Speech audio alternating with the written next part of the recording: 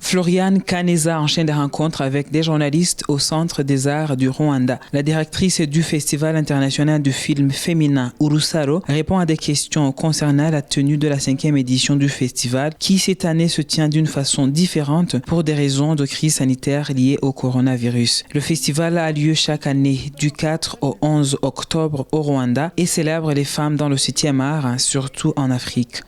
Normalement, notre festival est un festival de femmes, c'est-à-dire si on pense aux films ou aux cinéastes, on pensait à ces femmes et filles qui réalisent des films et aussi à ces hommes qui font des histoires autour de la femme dans la société. Pour cette année, nous sommes à la clôture de notre première tranche d'activité de 5 ans. On a pensé à lancer quelque chose d'international parce que jusqu'à aujourd'hui, le festival se limitait au niveau Afrique.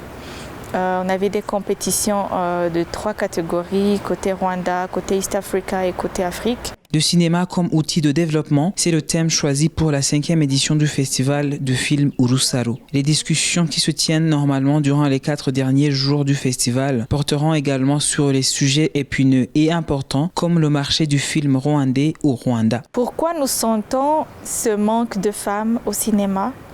C'est parce que nous partons des indices qui sortent sur la scène internationale parce que le cinéma au Rwanda c'est récent, mais sur la scène internationale.